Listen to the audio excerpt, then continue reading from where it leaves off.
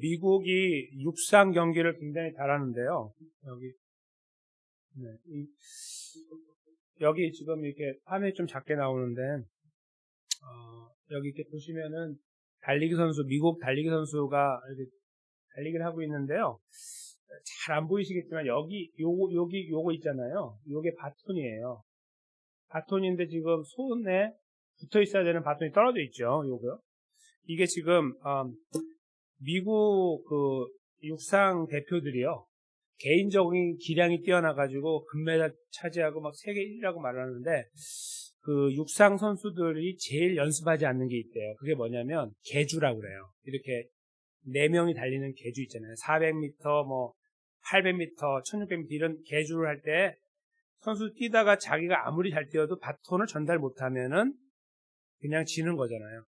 그래서 미국이 경기를 많이 미스했었어요. 실제로 1등 했다가 나중에 판독을 보니까 연습을 하도 안 해가지고 그냥 열심히 뛰는 건 잘하는데, 그래서 어떤 길이가 있거든요. 20m인가 30m 존이 있어요. 그 안에서 다 바꿔야 되는데 그걸 지나서 바꾸고 막 이래가지고 실제로 큰 경기 올림픽 이런 데서, 그래서 금메달 막 들어갈 때 1등으로 다 들어왔는데 나중에 노메달이 되고 이런 경우가 참 많았다고 그래요. 그래서 그게 미국에 있어서 일종의 악몽이라고 그래요. 그게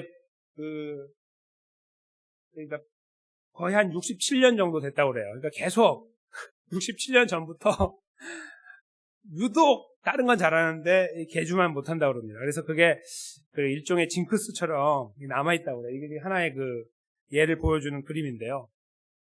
저희가 영적으로 이제 레이스를 이렇게 해 나가다가 어떤 순간에 이제 계속 이어져 나가야 되는 순간을 만나잖아요. 그러니까 즉 달리기를 시작해가지고 열심히 뛰고 있고 뭔가 탄력을 받았을 때 쭉 달려나가야 되는데 그 다음으로 이어가는 것에 바톤을 떨어뜨리는 것 같은 상황을 만나면 굉장히 하나님에 대한 야속함이 느껴지고, 그리고 달리고 싶지 않은 마음이 생기기도 하고 이렇게 될 수 있거든요.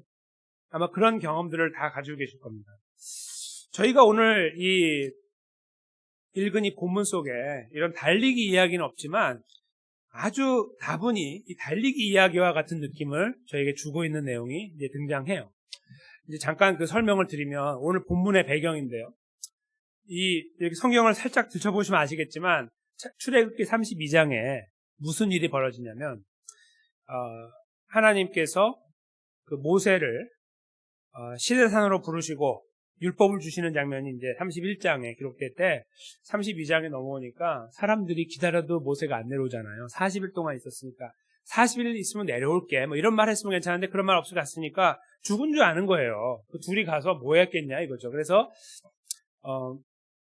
아론을 찾아와서 우리를 인도할 신을 만들라 이렇게 요청을 하니까 아론이 이제 이런 반지 같은 거 가지고 오라고 해서 녹여가지고 부어서 송아지를 만들잖아요. 바로 그 사건이 32장에 나와요.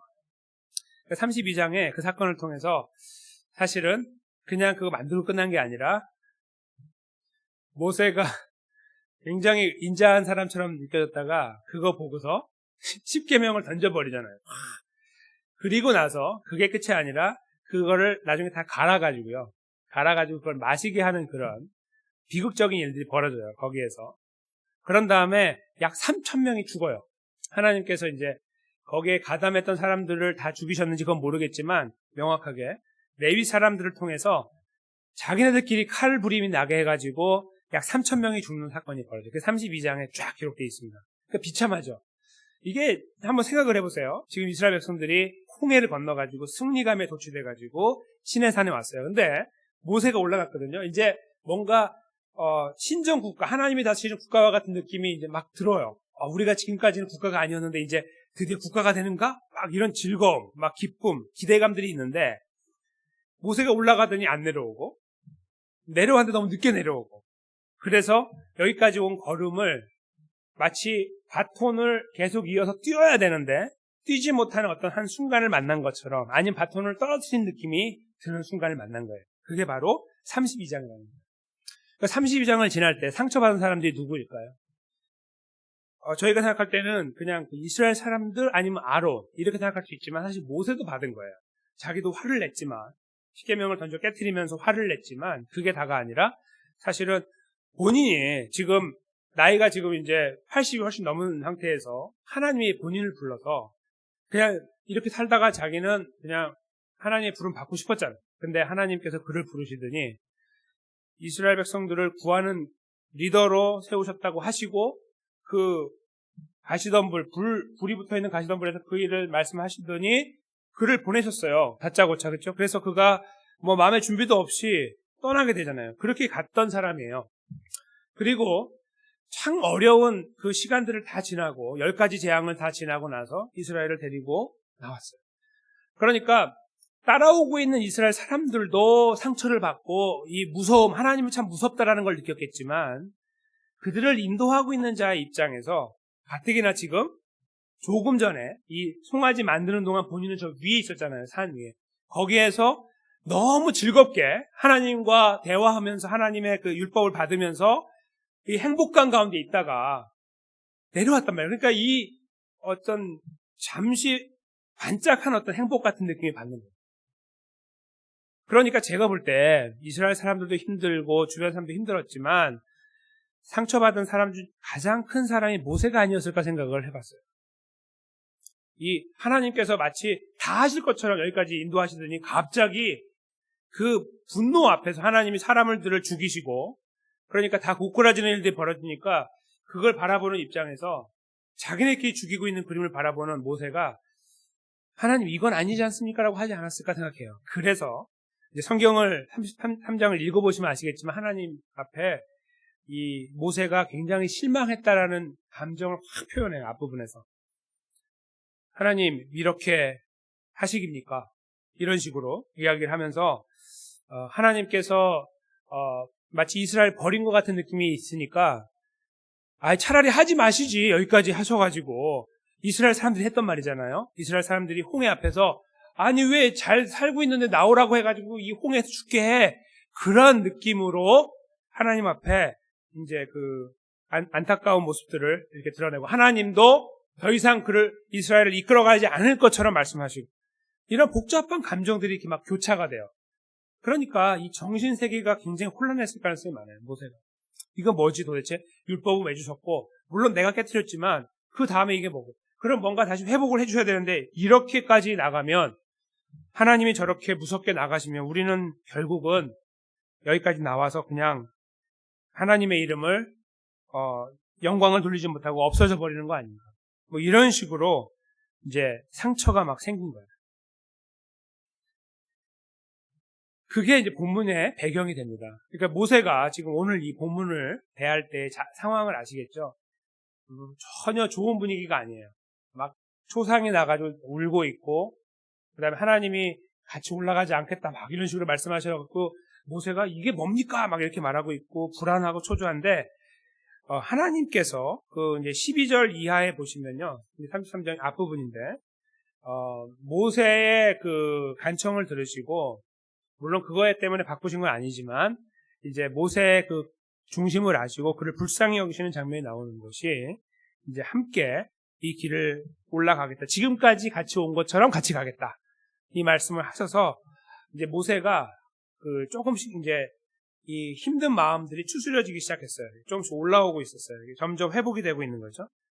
그렇게 되는 와중에 이제 17절이 시작되는 거예요. 그래서 이제 하나님 말씀을 한번 저희가 들여다볼까요? 하나님 말씀 한번 들여다보면요. 모세에게 이르시되 너의 말하는 이 일도 내가 하리니 즉 같이 가고 내가 보호하고 내가 책임져 나갈 것이다. 지금까지 한 것처럼 이스라엘을 저 약속의 땅까지 그렇게 내가 데리고 가겠다. 그 말씀인데 그것도 내가 할 것이고 그리고 왜 그렇게 되냐면 너는 내 목전에서 은총을 입었고 내가 이름으로도 너를 알기 때문에 너와 나의 특별한 관계 그 관계로 인하여 내가 너에게 은혜를 베풀어 너를 위로하고 리더인 너를 내가 다시 한번 세워주겠다. 내가 너와 함께 갈 테니 걱정하지 말자. 이렇게 이제 말씀을 하시는 장면인 거예요. 그때에 모세가요. 사실은 만약에 우리에 계시는 분들께서 모세 입장이라고 하시면 그래요? 감사합니다. 이렇게 넘어가실 수 있으실 것 같으세요? 이제 이 모세가 여기 18절에 보면은 모세가 가로되 원컨대 주의 영광을 내게 보이소서라고 말씀하는 장면이 나와서 이게 조금 이렇게까지 이야기하지 않은 하나님이 그렇게 말씀하셨으니까 그냥 믿으면 될 것 같은데 모세가 왠지 조금 이렇게 뭔가 조금 보증수표 같은 거를 좀 이렇게 갖기 원하는 듯한 느낌이 들어요. 그렇죠? 한번 생각해 보시면 지금 하나님께서 다 책임져 갖고 여기까지 오셨는데 갑자기 그 안에서 피비린내 나는 일들이 벌어지게 되고 하나님의 진노가 보이고 앞이 깜깜해지고 함께 가지 않으실 것 같은 하나님의 그 분위기가 느껴졌을 때 얼마나 불안했겠습니까? 그런데 하나님께서 같이 가신다고 하시고 내가 너와 함께 하고 이제 끝까지 내가 책임지겠다고 하셨을 때 그래요 하나님 감사합니다. 그럼 그렇게 하시죠 라고 말하는 것으로 부족한 거예요. 그래서 모세가 증거를 요구하는 거예요. 하나님 그거 말씀만 하지 마시고 저에게 주님의 영광을 보여주십시오. 이렇게 말씀합니다. 제가 지난 주일 설교에서 모세가 하나님의 얼굴을 보기 원한다는 말씀 드렸잖아요. 바로 이 본문인데 기억나시죠? 근데 이걸 제가 이제 설명을 드리는 과정을 보세요. 모세의 표현을 보세요. 모세가 가로되 원컨대 주의 영광을 내게 보이소서 그렇게 말했죠. 그러니까 주의 영광을 내게 보이소서라고 말했지 하나님 얼굴 한번 봅시다 이렇게 말씀하지 않았어요. 그렇죠? 그렇게 말씀을 드렸더니 하나님 말씀 이제 19절에 보시면 여호와께서 가라사대 내가 나의 모든 선한 형상을 내 앞으로 지나게 하고 여호와의 이름을 내 앞에 반포하리라 이렇게 이제 말씀하세요. 즉 영광을 보여주세요 그랬더니 영광을 보여주겠다는 답변과 같은 거예요. 근데 그 내용이 뭐냐면 모든 선한 형상 즉 저희가 이것이 무엇인지 알지 못하지만 지금 모세가 저 시내산에서 봤던 거 있잖아요. 뭔가 형언할 수 없는 하나님의 그 임재와 그 안에서 어떤 십계명을 받을 때 그런 과정들 돌판에 직접 쓰시는 하나님의 그런 능력 이런 것들을 봤던 그런 종류의 것들일 가능성이 많아요. 저희는 알지 못하는. 그래서 모든 선한 형상을 내 앞으로 지나가게 해서 내가 그때 거기서 보여줬던 것처럼 다시 한번 보여주면 되겠느냐 이런 의미고요. 그 다음에 내 이름을 여호와의 이름을 너 앞에서 내가 한번 다시 이렇게 선포하겠다. 이것은 그 뒤에 나와 있는 내용을 아마 말하는 것으로 여겨져요. 즉 뭐냐면 이거죠. 여호와께서 뭘 말씀하시냐면 나는 은혜 줄 자에게는 은혜를 주고 긍휼히 여길 자에게는 긍휼을 베푸는 존재다. 내가 이걸로 너하고 한번 내가 이걸 너한테 증거로 주면 좋겠느냐 어떤 이런 의미예요. 다시 한번 말씀드릴게요. 하나님 증거를 주세요. 영광을 보여주세요 했을 때 그래 보여줄게. 내가 대신에 영광 그거는 추상적이니까 내가 너하고 함께 했던 모든 선한 형상들을 보여줄게. 그래 다시 한번 내가 너와 함께 한다는 거를 너한테 일러주고 내가 도장을 찍어줄게. 그리고 나서 내 이름을 선포할 건데 나는 어떤 존재냐면 은혜 줄 자에게는 은혜를 주고 긍휼히 여길 자에게는 긍휼을 베푸는 존재임을 내가 너에게 다시 한번 확인시켜 줄게. 아마 이렇게 말씀하셨던 것으로 저희가 이해가 돼요. 그러니까 조금은 다르지만 뭔가 그래도 반응을 보이시고 모세가 이야기를 들을 때 그럼 하나님께서 이제 어떻게 하시는가 한번 보자. 이런 어떤 기대감을 갖게 만들어주죠. 그런데 있잖아요. 20절을 보십시오. 모세가 사실은 언급하지 않았는 그러나 제가 설교 그때 통해서 말씀을 드릴 때에도 말씀했던 건 뭐냐면 모세가 하나님의 얼굴을 보고 싶어 했던 것을 말씀드린 적이 있는데요. 여기 보세요. 20절에 또 가라사대 네가 내 얼굴을 보지 못할 것이다. 만약에 나를 보면 살자가 없기 때문이다. 이렇게 이제 말씀하세요. 근데 모세의 입장에서 보면요. 지금 증거, 하나님의 영광은 보여달라고 했고, 그래야 내가 좀 마음이 좀 차분해지고 안정이 되니까, 다시 이들을 이끌 수 있으니까, 이렇게 지금 하나님하고 요청을 했는데, 요청하지 않은 이야기가 나오는 거예요. 다시 말씀드리면. 그러니까 영광이라는 거를 요청했는데, 영광에 대한 거를 두 가지로 표현해가지고 알려주겠다고, 보여주겠다고 하신 다음에 하시는 말씀이 뭐냐면, 얼굴은 보지 못한다는 거예요.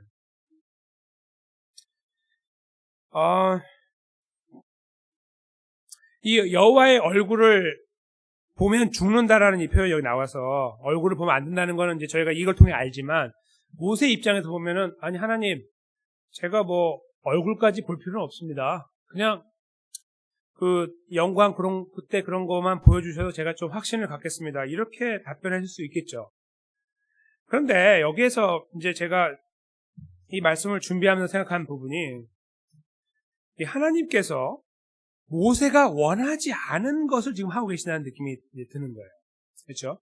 모세는 그냥 그 몇 가지 하나님 어떻게든 모르겠지만 그런 것도 좀 대단해 보이는 걸 좀 보여주시면, 예를 들면은 불이 타는데 나무가 불이 붙어 있는데 가시덤불이 이렇게 사그러지지 않았잖아요. 처음 만날 때 출애굽기 3장에 나오는 하나님이 그랬단 말이에요. 그러니까 그런 것들 비슷한 거라도 보면 하나님이 다시 나를 부르시고 나를 통해서 이스라엘을 이끄시려고 한다라는 것을 이게 스스로 확신할 수 있다는 생각에 요청했던 것 같아요. 근데 하나님께서는 그건 그렇게 하시겠다고 하시면서 얼굴 말씀하신다는 거예요. 그리고 그게 다가 아니고 말씀하고 끝나는 게 아니라 행동으로 보이시는 게 그 다음으로 이어져요. 21절에 보시면 보라 내 곁 모세 너 옆에 한 곳이 있는데 그 반석 위에 너가 서 있어라 이렇게 말씀하시더니 22절에 내 영광이 지날 때에 내가 너를 반석 틈에 두고 내가 지나도록 내 손으로 너를 덮었다가, 마지막 절에 보시면 손으로 덮어놨다가 손을 거두면 이제 손을 이렇게 덮어서 보지 못하게 하다가 싹 지나가면서 뒤에 놓고 싹 손을 빼면은 등이 보이잖아요. 그러니까 네가 내 등을 볼 것이요 얼굴은 보지 못하리라 이런 말씀하신단 말이에요. 실제로 이제 하나님은 이런 과정을 지나가신 것으로 이제 저희는 이 내용을 가지고 볼 때 이해하게 돼요. 그러니까 이런 과정을 통해 하나님이 모세를 회복하는 거예요. 다음 장 34장으로 가시면 모세가 이제 다시 어떻게 해요? 십계명을 받는 장면이 나오죠. 그래서 잃어버렸던 거, 본인의 분노를 이기지 못하고 던져버렸던 거, 어떤 자기의 어떤 실수일 수도 있는, 그래서 망가져버린 이스라엘이 다시 일어나야 되는데 그 상황에 가장 중요한 역할을 하는 모세를 하나님은 부르시사 회복하신 거죠. 근데 회복하는 과정에 그가 요구했던 것을 보여주시고, 그것이 어떤 건지 모르지만 그 모세와 하나님 사이에 알고 있던 것을 통해서 영광을 느낄 수 있고 볼 수 있고 경험할 수 있도록 하나님 하셨고, 그리고 심지어는 하나님의 등을, 그것도 하나님의 영이시기 때문에 저희가 본다는 자체가 좀 말이 안 되지만 여기서도 학자들에 의하면 내 등을 본다는 것도 아까 말씀드린 영광과 비슷한, 즉 무슨 자연물을 통해서 뭐 무지개가 나타난다든지, 예를 들면 바위가 막 움직인다든지, 예를 들어서 저희가 이해할 수 없는 방법으로 모세가 그 하나님을 경험할 수 있도록 하셨다라고 저희가 이 말씀을 근거로 생각해 볼 수 있다는 것입니다. 여기까지 하나님께서 하신 일을 잠깐 보시면 모세가 원했던 부분들도 하셨고 모세가 말씀드리지 못했던 부분도 하셨어요. 여기에 하나님의 마음이 이제 느껴집니다. 어떤 마음이냐면 모세에 대한 간절함이에요. 그를 불쌍히 여기는 이런 마음. 즉 상처받고 주저앉아 있는 모세가 일어나도록 하시는 데 있어서 그가 생각하고 그가 머릿속으로 생각하고 이 정도면 제가 다시 일어날 수 있겠습니다 했던 그런 것들보다 더 주고 싶어 하시는 거예요. 그냥 반짝 무언가를 보여줘서 모세가 정신 차리고 일어나게 하시는 걸로 끝나는 게 아니라 더 많이 보여주고 싶고 더 많이 품어주고 싶은 하나님의 마음이 얼굴을 보여주시려고 하는, 얼굴은 보여줄 수 없으나 등을 보여주시려고 하는, 묻지도 않았고 요청하지 않았던 그 일을 통해서 더 가까이 하나님을 드러내시려고 하는 그런 하나님의 마음이 여기서 저희가 그걸 바라볼 수 있게 된다. 모세가 그걸 통해서 하나님의 마음, 야, 내가 너에게 사실 다 보여주고 싶어. 너가 영광만 보여달라고 했지만 사실 내가 다 보여주고 싶은데 내 얼굴을 보지 못하니 내가 이렇게라도 너와 친밀한 관계를 확인시켜 줄게 라는 의미로 하나님께서 그 얼굴을 보여주시는 과정, 이 등을 보여주시는 과정을 이렇게 이루어 가셨다. 저희가 이렇게 이 본문을 이해해 볼 수 있다는 거죠.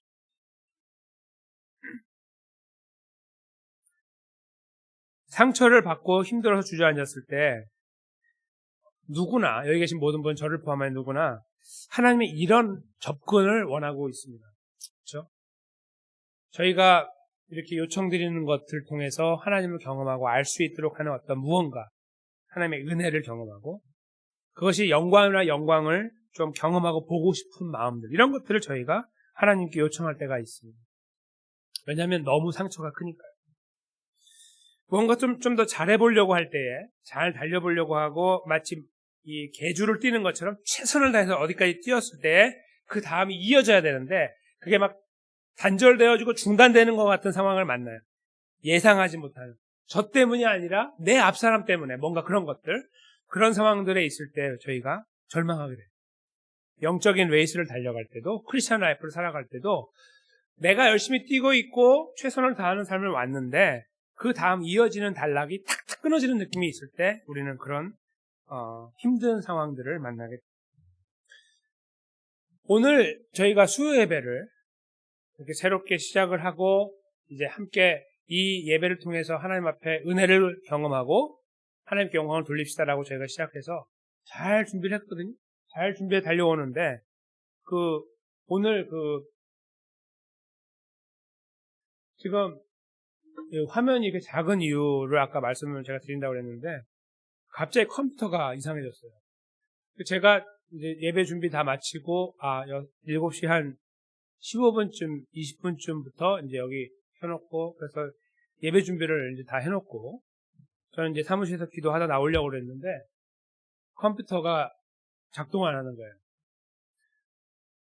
갑자기 앞이 깜깜해진 거예요.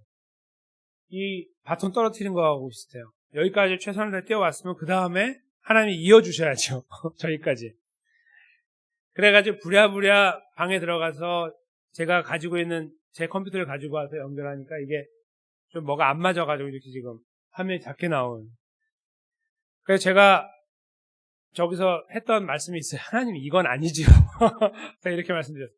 하나님 이건 아니지 않습니까? 이게 뭡니까 하나님? 이렇게 제가 하나님께 하소연을 했습니다. 잠깐 저 뒤에 앉아서. 그래서 어떻게 하란 말입니까? 하고 있는데 생각이 났어요. 컴퓨터를 가지고 와서 연결해가지고 부랴부랴 이렇게 돼서 일단 감사하고 있습니다. 제가 경험하지 않아도 되는 거였잖아요. 그렇죠? 근데 제가 이 본문을 오늘 준비하고 나누려고 했던 그 비슷한 사건이 저한테 벌어졌다는 느낌 받았어요. 저희 교회가 이제 새롭게 이 걸음을 걸으려고 하고 여기까지 열심히 달려오셔서 예배를 시작하는 이 순간에 딱 끊어지는 거죠. 뭔가 누군가에 의해서 누구를 굳이 이렇게 지적하지 않는데도 이 상황 자체가 그렇게 돼서 여하튼 이게 안 된 거예요. 그렇죠? 그런 상황들. 참 하나님께서 다른 거는 몰라도 예배는 이렇게 막으시면 안 되죠. 이렇게 우리가 생각할 수 있잖아요. 바로 그런 것들이 지금 여기서 모세가 느꼈던 바로 그런 거. 하나님 이건 아니죠. 여기까지 10가지 재앙을 통해 하나님을 드러내시고 홍해를 가르시고 여기까지 인도하셨는데 여기서 우리끼리 서로 치고받고 싸우는 일을 벌이시고 이건 아니죠. 저희가 그렇게 잘못했나요? 뭐 문제가 있나요? 뭐 이런 식의 어떤 느낌 있잖아요. 그 어떤 하나님에 대한 실망감 그런 것들이 있을 때 바로 그런 것들이요. 바로 저희가 하나님 백성으로 살려고 하는 어떤 시간 속에 그 경기, 레이스를 뛰고 있을 때에 탁탁 예기치 않게 다가오는 때가 있다. 이것이. 아마 제가 이렇게 말씀을 드리는 내용들을 들으실 때 딱 맞아. 나도 그런 것이 있었습니다라고 생각하시는 분이 계시겠죠. 이것은 저 배부르자고 하는 게 아닙니다. 하나님의 영광을 위해 하는 것입니다라고 하는 바로 그 일이 중간에 딱 끊어지는 상황. 이런 것들입니다. 그런데 오늘 본문에서요. 그렇게 거기서 힘들어하고 바닥에 납작 엎드려가지고 하나님 영광 다시 한번 보여주면 안 돼요? 이렇게 하고 있을 때에 하나님의 어프로치가 다른 거예요. 이 접근이 달라요. 그래, 어떤 거 보여줄까? 저 산에서 봤던 거 내가 다시 한번 보여주면 되겠니? 이 정도가 아니고요. 모세를 마치 감싸서 안으시려고 하는 하나님의 이 제스처가 보이는 거예요. 야, 영광이 아니고 내 얼굴을 보여주고 싶어. 그게 내 마음이야. 내 얼굴. 그런데 그건 지금 안 되거든. 그러니까 말이야. 저 위에 서 있으면 내가 그 모든 영광과 더불어 내 등을 보여줄게라고 하시는 이 하나님 아버지의 간절함이 이 본문 속에 담겨있다. 그것이 바로 저희가요. 그 달리다가 넘어지는 순간에 하나님으로부터 공급받게 되는 은혜라는 거예요.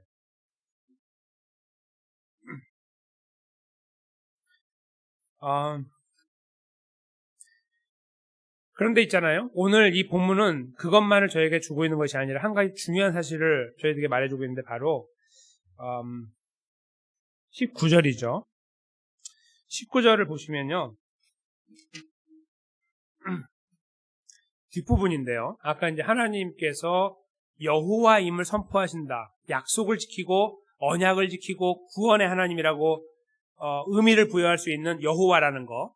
그 이름을 나타내겠다라고 하신 것을 하면서 바로 이어 말씀하시는 것이 나는 은혜 줄 자에게 은혜를 주고 긍휼히 여길 자에게 긍휼을 베푼다는 표현을 하셨잖아요. 이게 누구를 말할까요? 첫째는 이스라엘 백성들이에요. 여기 본문 앞에 16절에 나와 있는 데리고 나와서 하나님의 백성을 삼은 바로 이스라엘을 말하는 거예요. 그들의 잘남과 못남을 따지지 않으시고 은혜로 그들을 택하셔서 구원하셨잖아요. 그렇죠? 내가 은혜 주고 싶어서 그들에게 줬고 긍휼, 불쌍히 여긴다는 말인데요. 내가 그들이 불쌍히 여겨져서 불쌍히 여겼다는 말씀이거든요. 하나님의 은혜를, 구원의 은혜를 표현하는 표현인데 그렇게 내가 여호와임을 너에게 보여준다, 보여주어 왔고 보여줄 것이다 라고 19절에 이 하반절이 쓰고 있는 것인데요. 이 말씀이 이 성경 속에 다시 한번 쓰여진 적이 있었어요. 이 말씀이. 그때가 언제인 줄 아십니까? 지금으로부터 2000년 정도 됐죠. 그러니까 이 모세가 이 본문을 기록할 때는 약 3500년 정도 된다고 치고요. 대략적으로 그렇게 되거든요. 지금으로부터 2000년 정도 전에 이 같은 말씀을 가지고 와서 하나님의 은혜를 설명하신 분이 있어요. 바로 사도 바울이죠. 오늘 저희가 여기 이어지는 그 내용 속에요. 이게 아예 이제 안 넘어가는 하나님 이렇게 하시면 안 되죠. 라고 생각하는 여기 적어놓은 말씀이 읽어져야 되는데 그 로마서 말씀인데요. 제가 이제 여기 로마서 9장 14절부터 18절이에요. 네, 조금 불편하셔서 본문을 찾아보시면 좋겠습니다. 함께 읽어야 되니까요. 네. 괜찮습니다. 여기 저희가 찾아서 읽겠습니다. 로마서 9장, 신약성경 로마서 9장 14절에서 18절입니다.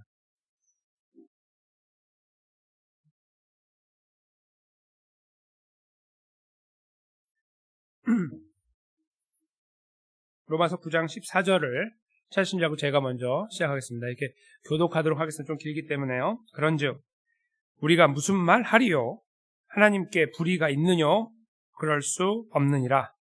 모세에게 이르시되 내가 긍휼히 여길 자를 긍휼히 여기고 불쌍히 여길 자를 불쌍히 여기리라 하셨으니 그런즉 원하는 자로 말미암음도 아니요 다른 박질하는 자로 말미암음도 아니요 오직 긍휼히 여기시는 하나님으로 말미암음이니라. 성경이 바로에게 내가 이 일을 위하여 너를 세웠으니 곧 너로 말미암아 내 능력을 보이고 내 이름이 온 땅에 전파되게 하려 함이로라 하였으니 함께요. 그런즉 하나님께서 하고자 하시는 자를 긍휼히 여기시고 하고자 하시는 자를 강팍해 하시느니라. 아멘. 바로 이 말씀이죠.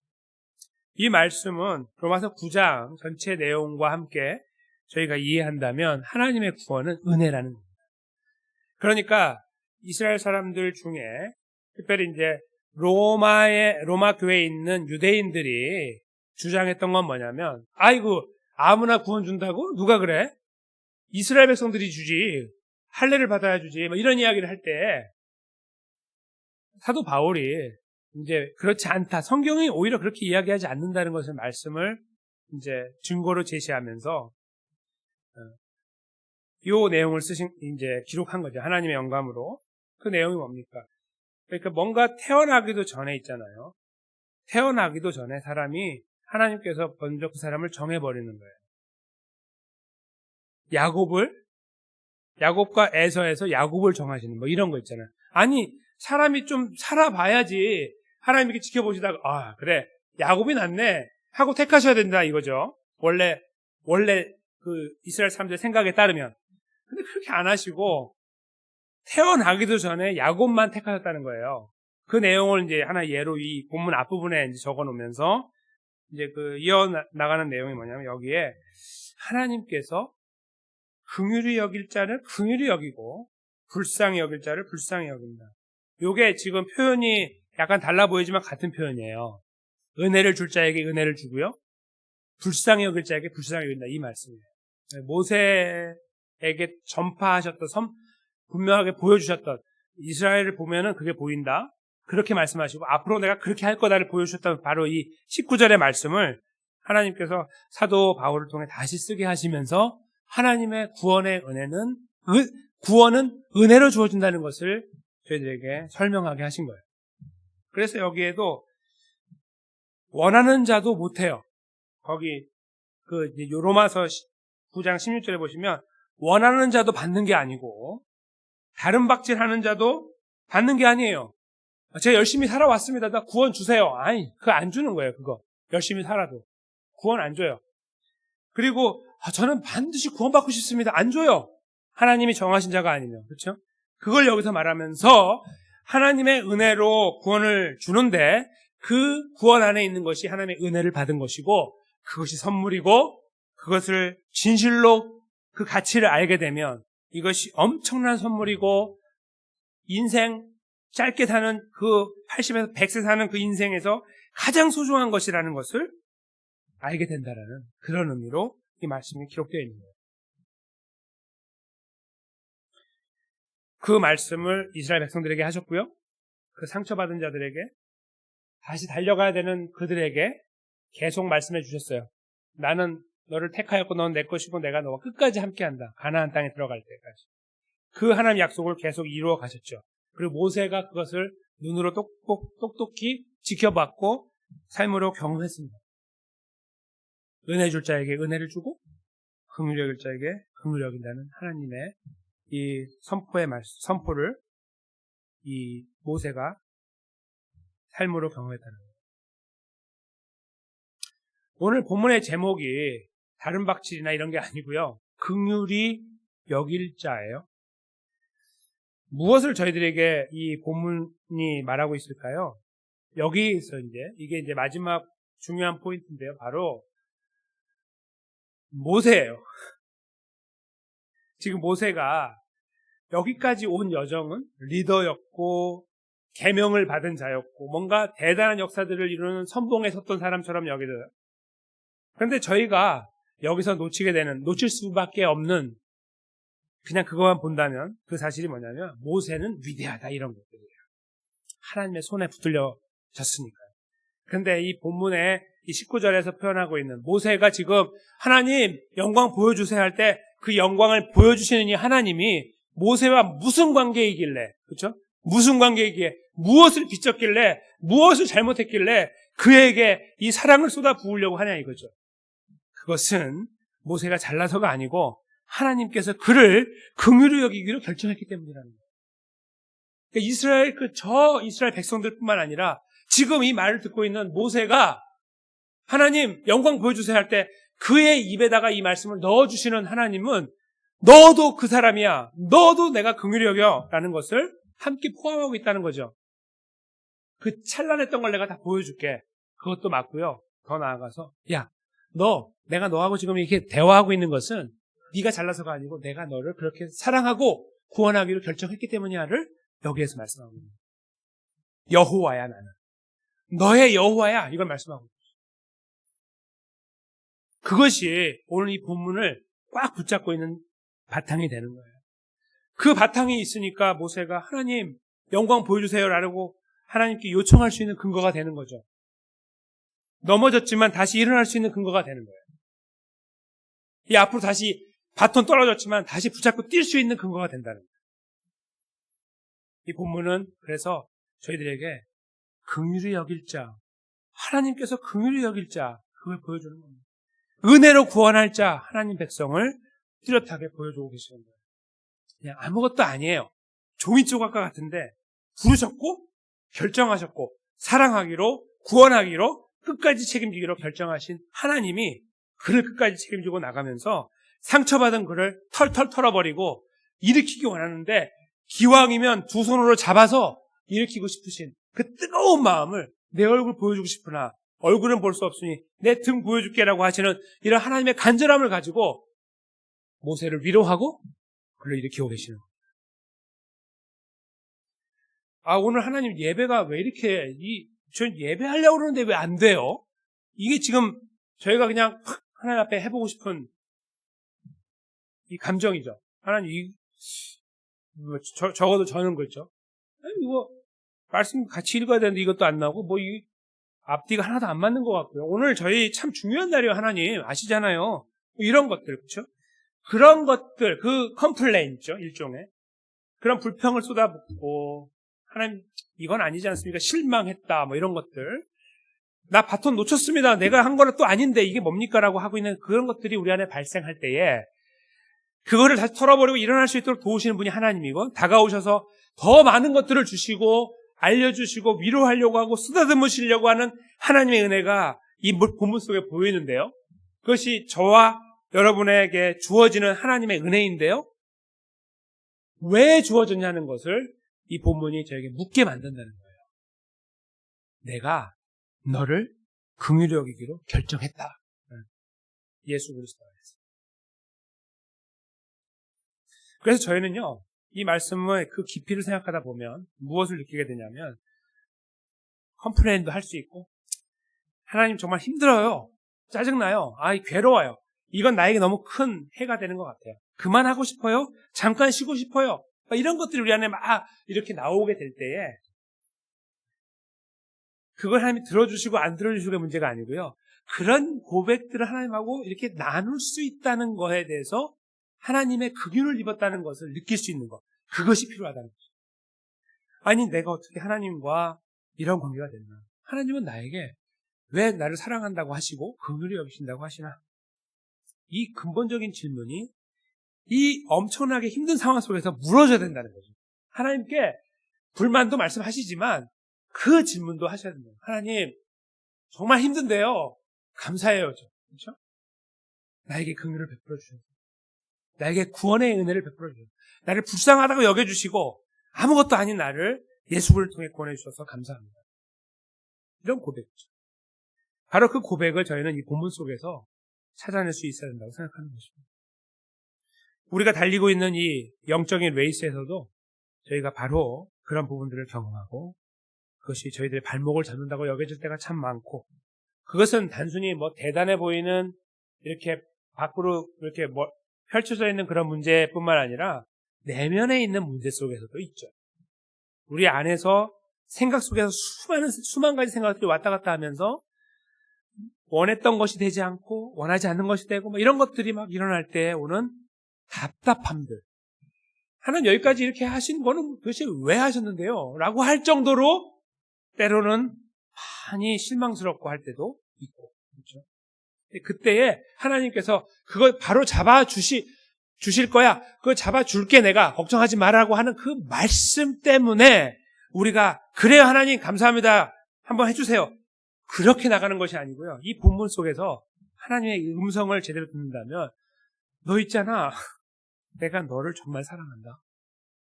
이 말씀을 저희가 들어서 그 말씀을 캐치하면서 일어날 수 있어야 된다. 하나님이 나를 안아주고 얼굴 보여주고 뭔가 해주시니까 그래요 하나님 감사합니다. 저 그런 거 해주시면 할 수 있어요. 그거 아니고요. 그 전에 나를 택하시고 나를 구원하시고 이 구원의 문제를 완성해 주시고 영원히 놓지 않는 강한 오른팔로 나를 붙잡고 계시는 그 변치 않으신 하나님의 사랑이 여전히 내 삶 속에 있다는 것. 그 사실 때문에 저희는 바톤을 놓쳐버리고 이 중단된 것처럼 보이는 나의 걸음 속에서도 하나님께 감사할 수 있고 그 하나님을 의지할 수 있다는 거예요. 나에게는 없어 보이는, 모세는 하나님 그렇게 해주시고 저희는 아무것도 없어 보여요. 라는 그런 상황이라 할지라도 말이에요. 저희는 주님을 붙잡을 수 있는 거예요. 왜요? 예수님 안에서 우리에게 베푸시는 은혜, 나를 긍휼히 여기시고 불쌍히 여기시고 은혜로 대해주셨기 때문에 저희는 그 근본을 살피면서 감사할 수 있고, 하나님 심지어는 있잖아요. 바톤 떨어져도 괜찮아요. 이거 좀 안 돼도 괜찮아요. 이거 내가 그렸던 그림하고 너무 달라서 실망스럽지만 괜찮아요. 하나님 감사해요가 고백으로 나올 수 있게 됩니다. 저는 사랑하는 성도님들과 제가요, 이 영적인 레이스를 뛰면서 만나는 이런 예기치 않은 일들을 만나고, 그 뜻하지 않은 문제를 만나고, 부전을 만나고, 아픔을 만나도, 거기에서 그것이 해결되고 안 되고 때문에 하나님, 그럼 한번 가볼게요가 아니고요. 하나님께서 나에게 베푸신 은혜를 기억하고 그 긍휼을 기억함으로써 이 영적인 레이스를 계속 이어나갈 수 있다는 확신을 갖고, 그러므로 그 하나님을 다시 의지하게 되는 그런 믿음의 걸음들이 아주 견고하게 세워지고 계속되어지고 이루어져 나가게 되시고, 그런 자리에서 하나님을 더 경험하게 되시는 귀하신 하나님 백성들 되시고, 또 우리 시원장로가 되시기를 주님의 이름으로 간절히 축원합니다.